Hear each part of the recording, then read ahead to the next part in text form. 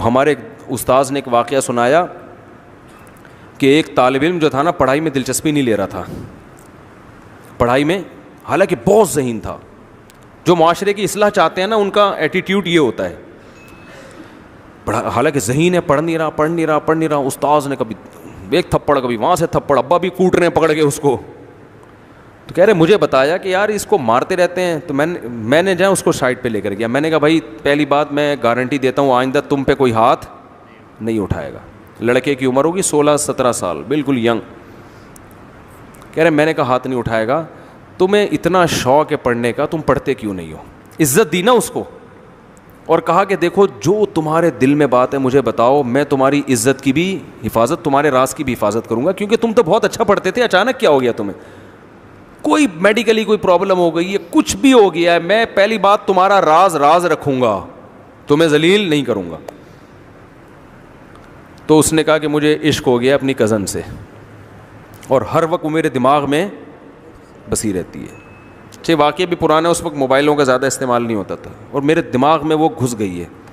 مجھے ہر وقت اس کے خیالات آتے ہیں, ہر وقت اس سے ملنے کا شوق, اور میں یہ بات اپنے باپ سے نہیں کر سکتا, کیونکہ ہمارے گھر کا ایسا ماحول نہیں ہے کہ ابا سے کہیں ابا مجھے فلانی سے عشق ہو گیا. ابا کہہ کہ چماٹ لگایا, کم بات اپنی عمر دیکھ تجھے پڑھنے کے لیے میں نے بھیجا ہے اور عشق ہو گیا, تو مولوی بن رہا. مدرسے کا طالب علم تھا, تو مولوی بن رہا ہے.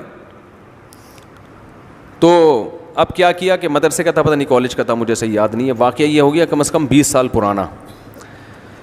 تو انہوں نے اس کو جا کے سمجھایا. انہوں نے کہا کہ کوئی بات نہیں, میں تمہارے والد سے بات کرتا ہوں. اس نے کہا نہیں آپ بات کریں گے, ابا غصے میں آ جائیں گے. انہوں نے کہا چھوڑو یار.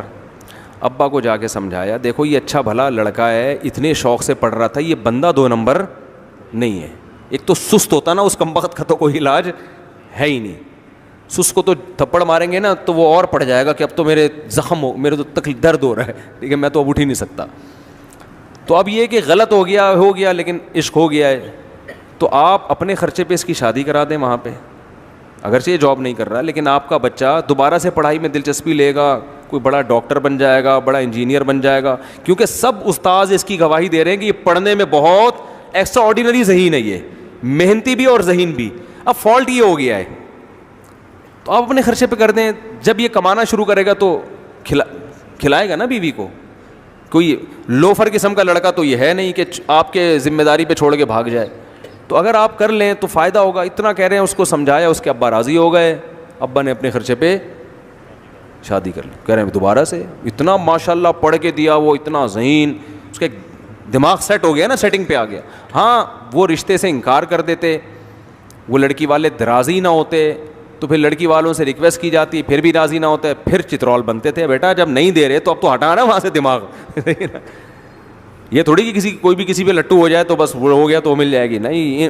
ام للانسان ما تمنا, اللہ قرآن میں فرماتے ہیں انسان کو ہر محبوب چیز نہیں ملتی, کچھ مل جائیں گی, کچھ میں صبر کرنا پڑے گا. تو ورنہ تو ساری دنیا کی سیٹنگیں اگر کامیاب ہو رہی ہوتی تو یہ ڈیٹنگ پوائنٹ اور چھپ چھپ کے ملاقاتیں کیوں ہوتی؟ جہاں پسند آئی پیغام بھیجا, ابا نے کہا لیا. ایسا نہیں ہوتا. ابا درمیان میں کباب میں ہڈی, اماں کباب میں ہڈی, پھر آپ کے ابا راضی ہو گئے تو پھر ان کے ابا ہڈی, ان کی اماں ہڈی, اتنے سارے ہڈے درمیان میں ہول سیل کے حساب سے پڑے ہوئے ہیں, اور اتنے کانٹے ان کو عبور کر کے کبھی مل جائے گا کبھی نہیں. تو جب نہیں ملا تو پھر وہی ہمارا فلسفہ, کہیں اور ٹرائی کرو بھائی, ٹھیک ہے نا. یہ نہیں کہ اس کے یہ جو کہتے ہیں نا میں تمہارے انتظار میں 20 سال بیٹھا رہوں گا, یہ پاگل آدمی ہے, بے وقوف آدمی ہے, یہ پاگل ہے, یہ کچھ بھی نہیں کر سکتا دنیا میں, ٹھیک ہے نا. 20 سال میں تو تمہارے بچے 20 سال کے ہو جائیں گے. اللہ کے بندے چھوڑ دے, ہٹا اس کو دماغ سے, نکال کہیں اور کر. اب جو دل میں جو جلن ہو رہی ہے وہ جلن خود بخود ختم ہو جائے گی جب اس سے تعلق چھوڑ دو گے. کوئی بھی خبر میں لے کے محبتوں کو نہیں جاتا.